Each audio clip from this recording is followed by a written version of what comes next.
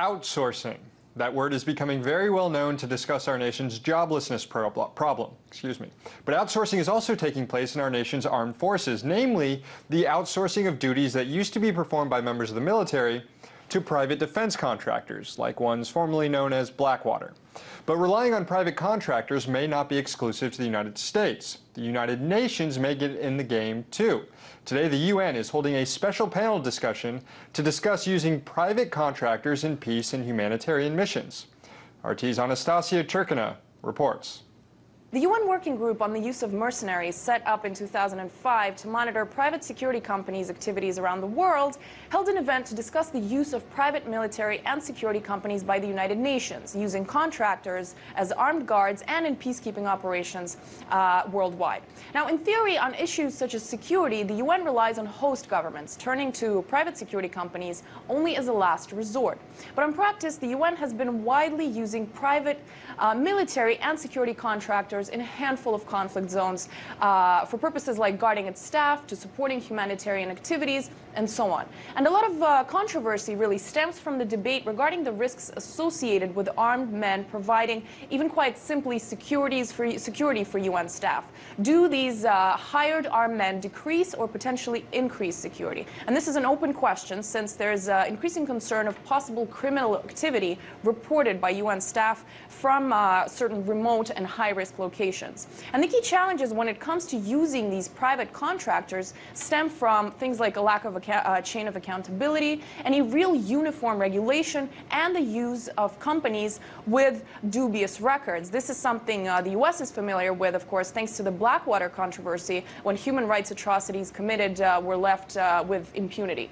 And an insufficient screening process of who exactly is hired by these private companies is also yet to be addressed. The existing guidelines allow the hired company to screen its employees itself and then report to the UN, and understandably, this raises eyebrows. In the meantime, the vague distinction between private military security companies and mercenaries, so-called soldiers for hire in armed conflicts, that offer services to governments and those opposing them for substantial amounts of cash, is another huge problem. Basically, they can be hired by anyone from legitimate governments to opposition groups to criminal groups, and key UN bodies over the last decades have implemented over 100 resolutions condemning mercenary activities and those who turn to it in conflicts, and laws of war applying differently to mercenaries than they would to soldiers serving in an army, which leads to, more often than not, complete lack of accountability in combat, which, of course, they influence often being foreigners from outside. And from the definition of who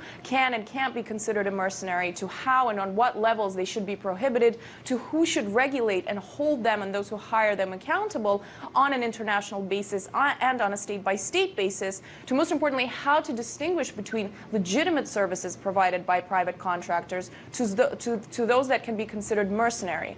Many of these questions remain very murky. All of these points raised today at the discussions held at the UN.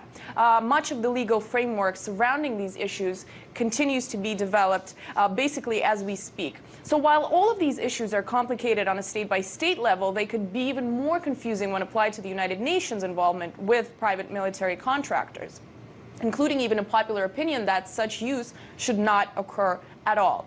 So the question is whether or not the international community will move to specific measures that would actually work on the ground from these wide discussions. And while experts hope that one way to improve the situation would be a unified database of companies being used by the UN, this is really far from the case for now. And this UN Working Group on the Use of Mercenaries will present a special year-long study on the use of private companies by UN bodies worldwide to the United Nations General Assembly in the months to come. Let's find out what the study reveals.